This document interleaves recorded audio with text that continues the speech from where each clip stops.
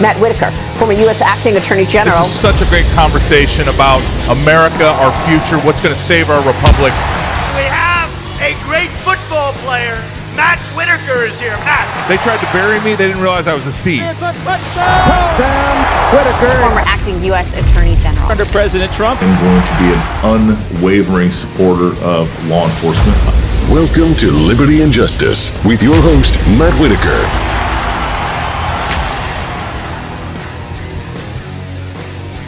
Today's episode is sponsored by Save Missouri Values PAC.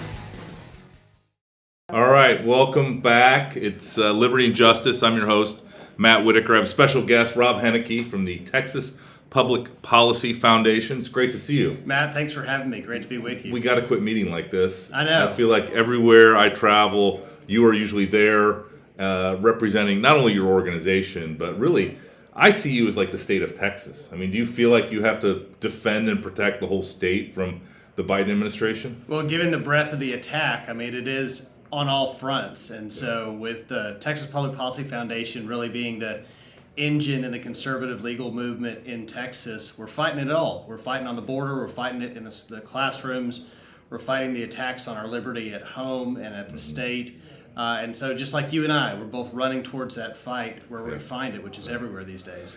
Yeah, so I feel like even though it's been said, and a lot of people have taken credit, including my friend Eric Schmidt in Missouri, he has coined and others have used the same, every state is now a border state, but uniquely Texas is a border state. Tell me what's happening right now. It looks like complete chaos and lawlessness, but as a Texan and from your vantage point, what are you seeing? I mean, you may say that every state is a border state, but Texas is a border Right, state. exactly. And right now, the state is being overrun. And that's before we see the impact of the Biden administration's attempt to cancel the Title 42 policy. Look, the bottom third of Mexico is controlled by the criminal cartels. There is no Mexican government. It is controlled by the cartels. They're pushing their force up into the United States. You know, you can watch live on social media every day where individuals are coming illegally into our country, but that doesn't paint the whole picture. Human smuggling is a multi-billion-dollar industry for the cartels. It is their most profitable aspect of their criminal operation, and with the Biden administration giving an open border, actively encouraging illegal immigration, it is leading to this flood of migration, which may double, if not triple, here in the next month as the weather gets better for travel. Yeah, and it seems like a no-brainer. If hypothetically, if you were a country that had a failed narco state on its southern border, you would want to harden that border. And the Biden administration has done exactly the opposite. And I know PPF, the organization you lead, has been on the front lines of some of those lawsuits. Where are the successes that you've had, and what are you currently fighting with the Biden administration about? Sure. Here just recently, we filed an amicus brief on behalf of 54 members of Congress. Congressman Jody Arrington led that coalition, pulling it together. We filed in support of the Louisiana 21-state lawsuit that just got a temporary restraining order this week, stopping the Biden administration from ceasing its Title 42 policy, which is a way of expelling illegal migrants because of pandemic-type reasons. A critical win there. We've also been supporting the return to the Migrant Protection Program, the Remain in Mexico program that Texas Solicitor General Judge Swift. Very effective. It's what policy. Trump used to help secure the border. He disincentivized illegal migration to the United States under his term when you didn't get to stay. I mean, that's the secret sauce. It's not complicated for why Biden has an uncontrolled border here. It's because he's letting everybody go when they get there. Yeah, and I know you saw this, but I think this week, they came out with a new concept, a new policy that would essentially, I believe, give illegal immigrants, green cards. Well, that's right. And essentially give them status the moment that they illegally enter our country. It just seems like if you want a magnet for more illegal immigration, that's exactly what you would do, is offer them a chance to work legally here in the United States. And that's been the incentive too. I mean, 50% of the persons who are coming into our country are being released with lawful status into the United States for an indefinite period of time. Now this administration's proposal is they want to expedite that process so they can let people in faster illegally. That's the contradiction with the testimony by Homeland Security Secretary Mayorkas here just recently, where he claimed it was a secure border. Now, Chip Roy really tore into him on that. Yeah. But it's an absurdity. I mean, just the fact that you catch somebody and then you have the process of letting them go does not mean security, especially when we found out recently in the last year, Border Patrol has caught 43 people that are known terrorists on the international terrorism list trying to enter into our country illegally. Secretary Mayorkas yesterday testified he doesn't know where they are. But that's just the ones that were caught. Right. So this is the real You mean threat. they didn't give them cell phones to keep track of them? Well, right. I mean, this has been. You have to laugh because otherwise, these people aren't serious. They are treating the southern border like a joke, like somehow that it's going to, I guess, just eventually go away as an issue in Americans' minds. But everywhere I go, this is number one on the list. I mean, we have the highest inflation rate. We have gasoline prices are through the roof. We have a war between Russia and Ukraine where, we're pouring weapons and support into it. And at the same time, I think a lot of Americans just cannot figure out in all of that as the background why we would do this at our southern border. And in a broader sense, I mean, this really is a moral imperative. Even if you have a left of center perspective and say, this is America, we should allow more people. What our country, what the Biden administration is facilitating against on the border is wrong. It's immoral. I mean, every day you're having thousands of women and young girls who are being sexually assaulted and abused by their criminal cartel handlers. You're also having drugs that are being flooded into our country. You're having our law enforcement shot at by the criminal cartels. This is not acceptable, regardless your view about whether people should be able to immigrate into our country. We should all be able to agree this is not the way to do it. And I know a lot of people have seen the visuals from the border, but one of the things I noticed in recent video and some of these stories are the shipping containers and the truck trailers that are put there to defend the Department of Public Safety and other law enforcement from being shot at from the other side of the border. I mean, it's crazy. I know when I was down there with Ken Paxton and Eric Schmidt and some other state AGs, we had to wear full flak jackets as we went on the boats on the Rio Grande because it's very known, and we also had 50 cal on the boats just to make sure that if we had to return fire or at least be protected. It seems an incredible amount of lawlessness on our southern border right now. It is. It's brazen. I mean, the Texans, the Americans that live in the southern part of Texas, imagine if you couldn't go into your backyard without having a rifle with you, without having a pistol on your hip. In America, that would be unacceptable to have that lack of public safety. That is the everyday for most of Texans who live south of Interstate 10, which is not just along the border. I mean, that goes up hundreds of miles into Texas. It is not safe for people to go out on their property without being armed. And even then, they risk being attacked by cartel members. Yeah, now to pivot a little bit, today you and I were working on some election integrity issues. And I know that really, as Texas goes, so goes the nation. So we need to make sure that, for example, the federal, voting act isn't passed and the elections aren't federalized, but you all in Texas are fighting some real battles.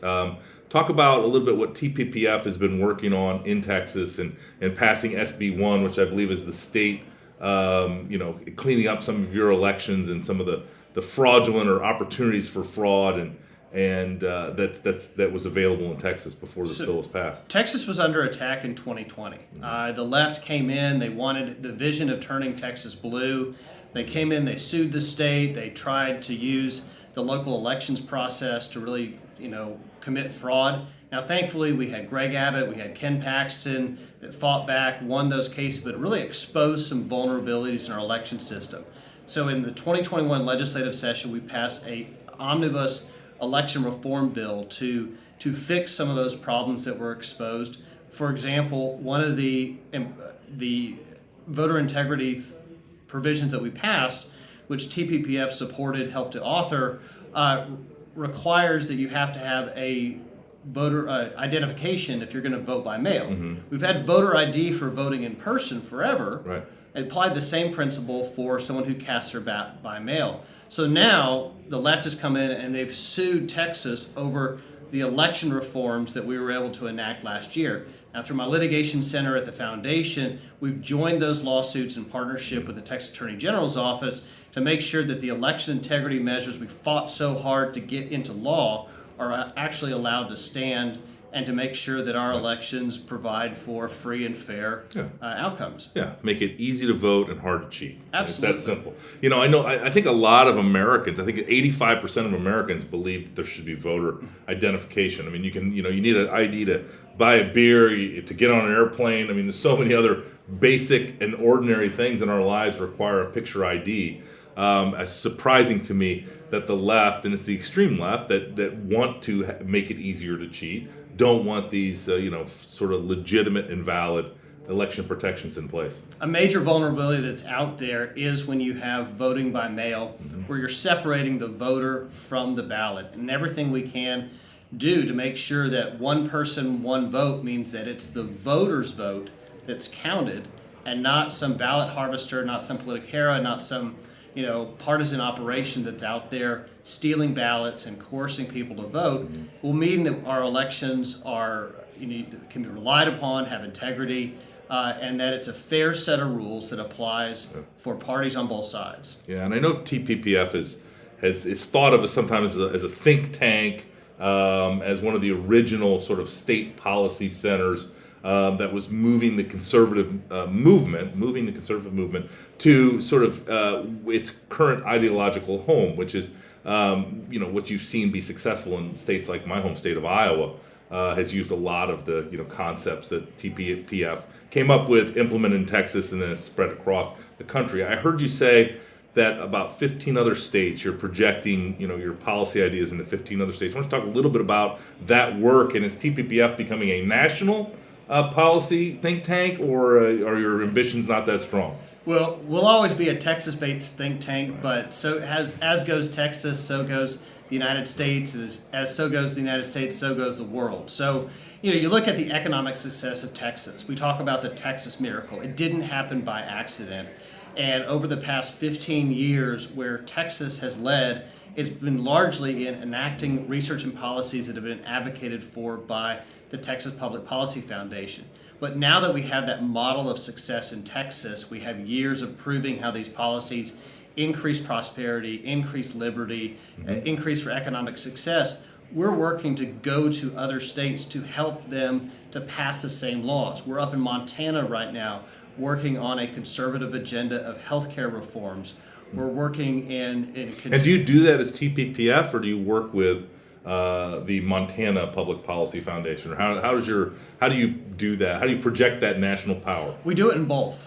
We've been blessed in the foundation to have the prosperity to be able to support our mission. Many of your conservative think tanks in other states don't have the size or resources, but they have the desire to do so. And so we can take our experts and our research and come and give that to them, and also help them in being able to advocate to their lawmakers to get those Texas reforms now become Montana reforms or Arizona reforms, or anywhere that there's the need to increase our prosperity across the country. Well, I hear that it's time for us to go back to the meetings that we're having. Rob, I really appreciate your time. I know that you and I are going to spend a lot of time together in the future, and I'm so excited for your success and sort of your development to being now the executive director and the head dude in charge at TPPF. You follow a great line of leaders, including my friend Brooke Rollins, that's now heading up AFPI. So thanks for joining Liberty and Justice, and we'll do this again sometime. Matt, thanks for your leadership, and look forward to being back. All right, my friend. Welcome to Liberty and Justice. I'm your host, Matt Whitaker. Today's episode is sponsored by Save Missouri Values PAC. Today's episode is a best of and highlights some of my favorite guests that we've recently had on. So remember, you can always catch every episode at whitaker.tv or otherwise anywhere where great podcasts are played. See you next week. So in that, since you took over really just 5 years ago, talk about the policies that you've implemented. And, that all really conservative policies, quite frankly, that I think many states would be envious of. But talk about sort of those and how they're making a positive difference in the lives of Iowans. Yeah, it started the first year with issues that maybe weren't as sexy as far as the Republican platform, or so to speak, but things that we thought we needed to do to control the growth of government and to really take back our state. And it started with collective bargaining reform. We saw Scott Walker really lead the charge in Wisconsin back in 2010, 2011 on collective bargaining reform. We did the same thing in Iowa 5 years later or so, to really try to rein in government and get back control of what we do from a state perspective here in Iowa.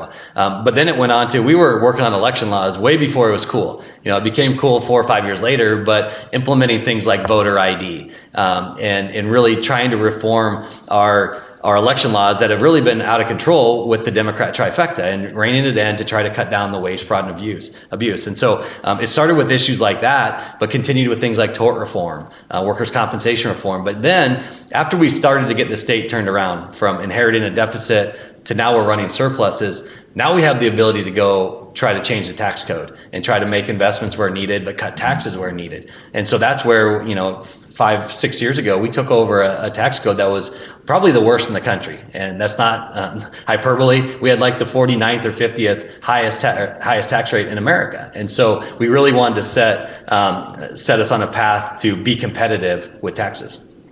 Yeah, and I know you also did some things on life and Second Amendment issues. We'll talk a little bit about that. I know that the people that watch CPAC now, those are issues that they care about, and they think a lot of people focus nationally, but in states like Iowa, you've actually moved the ball on this. Yeah, we tried to move the ball in all the core principles of the Republican Party, including life. We passed a heartbeat bill 6 years ago or so, when the life movement was just regaining that steam that you see now is in front of the Supreme Court. So while those might be short-term victories that get overturned in the court, it's changing the conversation and putting something in front of the Supreme Court to take a fresh look at the life issue. It's passing things on the Second Amendment. We're now a constitutional carry state here in Iowa. And so, yeah, we've really tried to take every tenet of the Republican platform and try to implement those conservative beliefs that we all share from the people that put us in power to make changes for the state. Yeah, and in 2017, when you took over both houses of the legislature, so for 5 years, and you've implemented these policies, how have Iowans responded? Have they given you bigger majorities and even a bigger mandate to accomplish these things? Well, your listeners probably remember 2018. It was a really tough year. So we had just taken the trifecta in the 2016 cycle. So we had 2017 and 2018 to start these reforms. That was a really difficult time to be a Republican. And 2018 was probably the most difficult year for Republicans in maybe my lifetime. And so it was hard. But we fought through because we knew we were doing the right thing, and we knew the results would come. And when it came time for that 2018 election, for 2 years we had heard, the blue wave's coming, you're going to get yours, the blue wave will get you. Well, in 2018, the Iowa Senate, we were actually the only chamber in America out of the 99 legislative chambers that picked up seats. We picked up 3 seats. So we went from 29 to 32 at that time. And then there was 2 more years of, we're going to get you this time. And we stayed at 32. And after the redistricting maps come out, I think we have a chance to get up to 34 or 35. So I think it's really simple. I think voters will look at you as a politician and say, can I trust you? And do you do what you say you're going to do? And there's so many politicians in this world that they'll go on the campaign trail to diners and cafes all over the state and make promises. They get down to Des Moines or they get out to DC and they forget everything they promised to people. Yeah. And so that's what we've tried not to do. As a Senate Majority Leader, that's my number one goal, is to, when we get in our caucus room, to start talking about what we're going to do, it's what did we promise the voters we were going to do? And then go actually do it. And that's why I think we've been successful, because we have done everything we've said we would do. Yeah, back to that State of the Union address. I think you're right. I mean, the Democrats, with they're very disciplined and they're standing up and sitting down and applauding for all the right things. But, you had that bizarre moment of, Nancy Pelosi rubbing her paws together on burn pits. And then you had, Schumer standing up enthusiastically before the punchline, and they just seemed a little disconnected from what the president was actually saying. Yeah, and then if you watch like MSNBC afterwards, you had AOC and others on there just talking, lamenting about the Green New Deal and things like, there's a war in Europe, right? The United States, the economy's in the tank, inflation's going crazy, right? And they're talking about like, windmills and it's just, it's ludicrous, right? And so the disconnect between just people, working class people in America, Americans who go to work every day and want nothing more than a bright future for their kids, just like everybody else has wanted throughout this great country's history, right? The Democrats are just disconnected from those people for some reason. I'm not quite sure, how and why, but they just don't get it. They're just really missing the big message. They get New York City, they get like San Francisco, they get like Chicago, but they don't get the rest. There are 3,000 plus counties in America. I think they get probably about 50 counties of those 3,000. The rest just kind of scratch their head and they look at everybody like they're aliens. That's so true. So back to Pennsylvania, the Senate race. You mentioned Fetterman. It's clearly based on that small dollar, broad fundraising base. He looks a lot like Bernie Sanders. He's a big Bernie Sanders acolyte, unabashed supporter of Bernie Sanders. Yeah, and so that'll be interesting if he pulls it through. And then you think it's going to be just a slugfest, most likely between Oz and Dave McCormick. I think so. Yeah, I do. I think so. I think that, just because they have, both sides have a lot of money. Like Mehmet Oz is not going anywhere because he's got plenty of money and he's invested in this and his show's canceled, right? Does he stand? I have not. I mean, I followed this race a little bit, but I have not heard any of the messaging, I guess, of any of the candidates. But what's, other than sort of just being sort of the Republican, conservative, right-leaning, pro-America, sort of Donald Trump agenda, has Oz distinguished himself at all, or is it just sort of, I'm a celebrity, you know my name, vote for me? There's a little bit of that, right, Matt? I mean, I think, unfortunately, Americans are obsessed with celebrity. I think a lot of people show up at his rallies and kind of take a photo, and they're not going to vote for him, but they're just interested in seeing and meeting someone who's been on television a bunch. And, if you look at his campaigns, his announcement rollout ad, looked like he could be running for Senate in any state. He doesn't even mention Pennsylvania in his initial campaign ad. It could have been shot in a studio in Burbank, Right. And by the way, during the campaign, you may have famously seen Dr. Oz got a star on the Hollywood Walk of Fame. This is how kind of. I mean, I don't know, who's advising him on this, but, he went out while Dave McCormick and Carla Sands and Jeff Bartos are riding around Pennsylvania. McCormick's riding around in this Ford, F-150 on this farm, riding around and stuff. Mehmet Oz is literally on his knees on Hollywood, kissing his star on the Hollywood Walk of Fame. Well, during a Pennsylvania Republican primary election, like the discordant messaging of, like, you really kiss the ground in Hollywood versus kiss the ground in Pittsburgh. I'm not quite sure.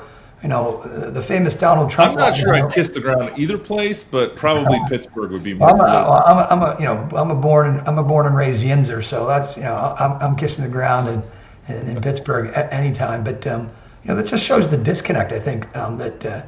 Oz is not a Pennsylvania. McCormick was born and raised in Pennsylvania, got his nomination from West Point from Pennsylvania, ran a big company in Pennsylvania, moved away, obviously, to run another company in another state, but was moved back. By all accounts, Oz is renting his house from his in-laws, and so it's a tough race. Oz just has a ton of money. I think without his money, the race would have faded away much more quickly. Carla Sands has some money, but she is fading. You can't. This, like, nothing. Success begets success, and so when your polling numbers look good, people donate and continue to donate, and if your polling numbers don't look good, people don't donate. And so I think that's what I think Bartow's campaign and the Sands campaign and the Kathy Barnett campaign are lacking from that a little bit. People don't sense there's an inevitability there, where I do think there's an inevitability around like the McCormick candidacy. I think there's still going to be, it's still going to be a sprint to the finish. Right. When is the primary date? May 16th, and so I think that it's still 60 days away, which is 100 years away, right? There could be lots of things take place. I mean, as we just see what's going on in Ukraine day by day, right? Things change by the moment in there. So, it's not going to be an easy race. I do like, the chances. I think McCormick will be a great senator for Pennsylvania. I think Dave's, right on all the issues. He's a very bright guy. He's been a public servant for a very, very, very long time. His wife, Dina Powell, worked in the Trump administration for the president on the National Security Council. She's a very bright woman, very successful in her own right. They're a dynamic team, and Pennsylvania would be lucky to have him as senator from our state. And I think once he makes it to the primary, I think the general election will be a lot. I don't want to say easier, because you never.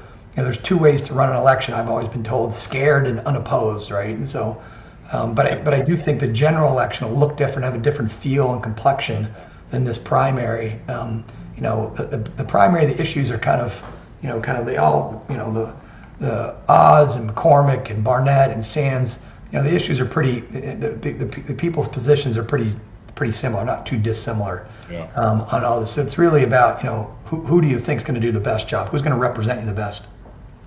Yeah, I've been around McCormick, Dave McCormick my whole life, and he's a great retail politician, and you get that. I mean, when he walks in a diner or a room or a gym, everybody when he leaves is like, wow, what a great guy. He's just a great guy. And, that's, it's not a very efficient way to campaign, but, in Iowa, right, during the caucuses and the primaries, and, people in Iowa say, this, Matt, people will say, like, what do you think of this guy or that woman? And they say, well, I don't know. I've only met her 10 times, right? People expect that. They expect to see their senators campaigning. So, these folks are making their way around the Commonwealth and shaking hands and making their pitches directly to the primary voters, which I think is, it's beneficial for democracy when this happens, right? You get really, get people that are engaged, and you get people who are, who want to participate. And Pennsylvania's fortunate they have so many people to participate. Look, I'd like to see. I wish that they weren't all running for the Senate. I would, if I had my druthers, I'd encourage some people to run for county commissioner seats, really important big counties that have huge budgets and big agendas. I'd encourage people to run for lieutenant governor or different congressional seats that may have not the strongest candidates in it right now. But unfortunately, everyone's running for Senate. But we've got a lot of strong folks, so we're blessed in that regard. We're joined by former member of Congress Doug Collins, and before we took a break, we were going to talk about the future of conservatism in the United States of America, how we win back states like your home state of Georgia, which currently has 2 Democrat senators. Right. I didn't think we'd ever see that in our lifetime. But why don't you talk about the things that work for conservatives, and then also talk about how boring conservatives can be. Well, I think you although just these folks behind us aren't very boring. Hey, it's conservative in the house, No, that's why you come to CPAC. It's almost like going, it's like going to church. You get out and you see everybody you agree with. But, folks, this is not reality. Okay, out in the real world, people, don't have the same opinions as we do as conservatives. What I found when I was the Republican ranking member of Judiciary, but also as the vice chair, I got to travel the country. Here's the thing that I found so much, is that Democrats are really good at talking about the results of the people. What does it matter? We as conservatives, how many times have you heard a conservative get on a podcast or talk, well, we had 2.8% growth this year. Isn't that good, Matt? That's real exciting, Doug. I was glad to be here at the Rotary Club. Right now. Because here's what you got to do. I mean, I'm sitting out there. I wanted to take a fork and stick it in my own leg. Yeah. I wouldn't vote for the person. I mean, and I'm out here to want to support them.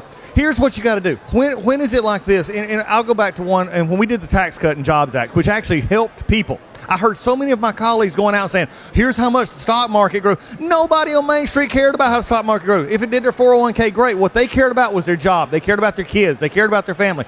I had a businessman highlight this for me. He said, Doug, I appreciate the fact there was a situation in the tax act that said you could same year depreciate large capital expenses. Pretty cool for geeks on accounting, but not for everybody else. So we talked about You mean that. Accelerated depreciation is not something we're going to talk about next? No, we're not. If you're an accountant in the room, I love you, but I ain't talking about it, okay? But what did he said, I love it and I appreciate you did it because he showed me this big old machine. It's a bending metal. This is the coolest thing ever. You've been in like this thing, and they're building. Don't stick your arm in there. No, don't get close to it. That would make the podcast better, though. It would be. It would have made highlight film, too. But he said, Doug, I appreciate you letting me buy this. He said, but I want you to point. And he pointed over to 3 people standing there. He said, and I'll use the name Jim, Susie, and Bobby. He said, last year, Jim, Susie, and Bobby didn't have full-time jobs. I could only hire them part-time. He said, now because I could get this piece of equipment, they have full-time jobs. They now have the money and the resources to send their kids to band camp, to send their kids to school, to make sure that they have the things they need. We as conservatives cannot, and I will refuse to give up to liberals that we're the party that's concerned about people because we're the ones that actually believe in them. The liberals believe in government. We believe in people.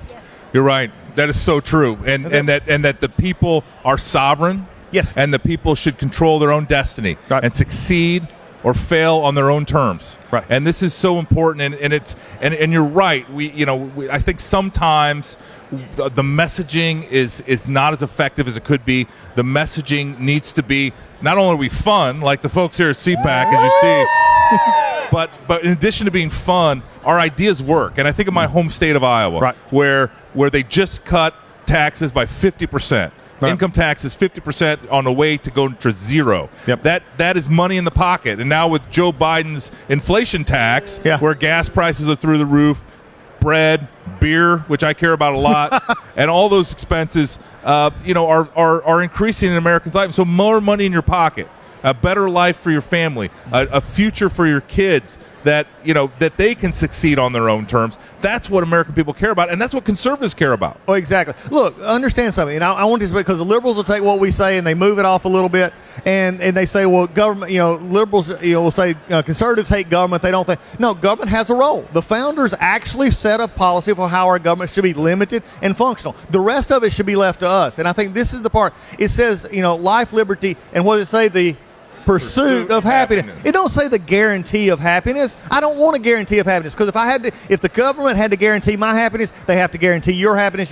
And look, I'm going to get out there and work. I want my happiness, but it comes at different levels, and the government can't guarantee that. And when we understand that, that's how we go to any community. Red, yellow, black, and white. Race has got to be an issue. And I'm tired of also, CPAC folks, I'm tired of conservatives saying, well, that's not a district for us. That's not a neighborhood for us. No, conservatism works no matter where it's at. We got to be happy warriors like Reagan and go to everywhere. Yes. That they would, because the prices have been going up long before Putin, the evil man that he is, invaded Ukraine. And our hearts, of course, we have to pause and go out to the poor people of Ukraine, and the suffering and the death is just horrible. But it's not Putin's price hike. And the only thing that really is imported from Russia is oil and gas, and so that's like you said, that's excluded from core because of the volatility, and so we're not getting our eggs and our milk and our hamburger and all those things from Russia, and really Russia has no impact in those markets. Right. Well, yeah, there might be a little, but the fact though is the energy prices started going up the minute Biden took office, and I wrote a National Review article about this recently, but. One of Biden's first moves when he came into the White House was that he established a commission to estimate what they called the social cost of carbon, which is like the harm to the earth from burning fossil fuels. It's a quantifiable number. And their social cost of carbon basically gave an estimate of, like, if you had put a ton more carbon into the atmosphere, what does that cost society in actual dollars? Now, in economic theory, then if there's something that's a pollution, like a really obvious one would be sulfur dioxide coming out of a smokestack. It's really noxious to be around that stuff. Then, economists do estimate the social cost of that pollution. And unanimously, economists agree, right wing, left wing, that an optimal policy is to impose what they call a Pagovian tax, on the good to make it so that the cost of the good is the same as the social cost, so that therefore you don't get all the pollution, right? And so you're basically making the polluter internalize the cost to society of his pollution. And so this digression seems like it's just like academic, claptrap, but it's not, because. I love it. But the cool thing is that in like one of the first reports put out by Biden, they put out a higher new estimate of the social cost of carbon I took that estimate. Now they're saying a ton of carbon. You're buying a gallon of gasoline, and we know how much carbon comes from burning a gallon of gasoline, or a gallon of oil to heat your house, or natural gas on your stove.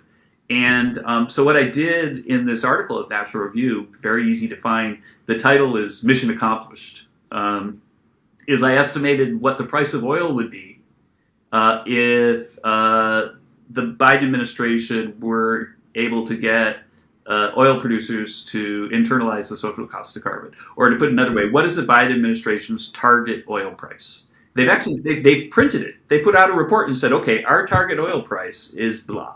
And the answer is about $50 more than it was when they started, or like about $105, $110 a barrel. That's about where we are. That's where we are. And so they waged war on fossil fuels. And I said this to our friend Larry Kudlow on the air the other day. And there's like only one war Joe Biden's ever going to win, and he already won it. And it's the war on fossil fuels. And the reason why that leads to inflation is that fossil fuels are a key component for everything. Like everything takes energy to make, and so on. And so if fossil fuel prices go up, then that's a shock that makes prices everywhere go up. So there are multiple layers of the inflation story, but I think that the energy prices are probably the leading factor, and then of course the runaway spending. Well, and I am not an economist, nor am I a biologist, but I do want to ask. Milton Friedman said that inflation is a monetary phenomenon, or it's always a monetary. I remember his exact quote, but long story short is it's a complete supply and demand.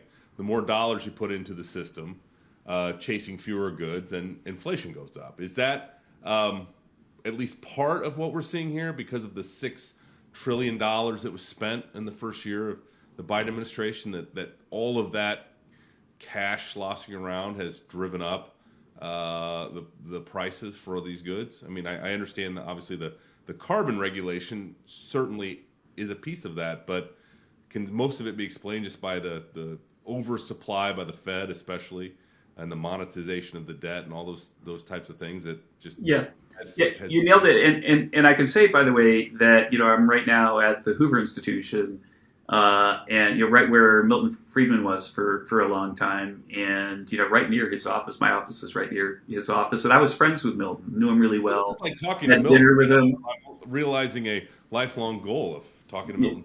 Yeah, so anyway, so Milton and I would 100% agree what's going on right now. And not. Of course, he's so smart that he thinks of things you didn't think of every time you talk to him. So I'm not asserting that I can channel Milton. But basically what happened was that the Biden administration really jacked up spending.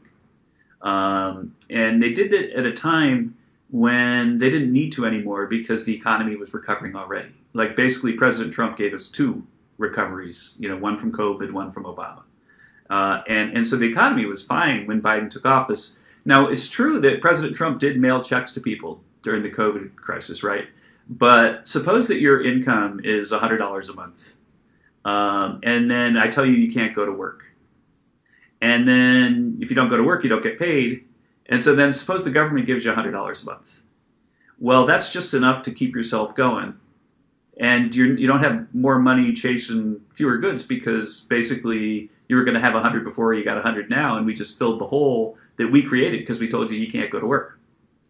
But fast forward to Biden, and what he did is everybody's back at work, and then he still gave them the $100 a month, say, or it's actually $600 or whatever, and so you weren't filling a hole, which is what Trump was doing. You were piling on top. And so then all of a sudden, there's more money chasing fewer goods because we're refilling the hole, we're piling on top. And at that moment, when that happens, then the Fed has like multiple choices. But one thing that could happen would be that the Treasury has to borrow the money to mail the checks to people. And so they have an auction, and the Fed could refuse to participate. They could sort of say, nope, we're not going to monetize this spending. We're going to make you find customers elsewhere who are willing to do this. If they had done that, then what would happen to interest rates? They'd go way up. Way up, yeah. Okay. So what happened was that the Fed decided to buy all that debt. In fact, and we were following it closely during the COVID period when I was meeting with Jay Powell all the time, and my office was, you remember, in the West Wing. Yeah.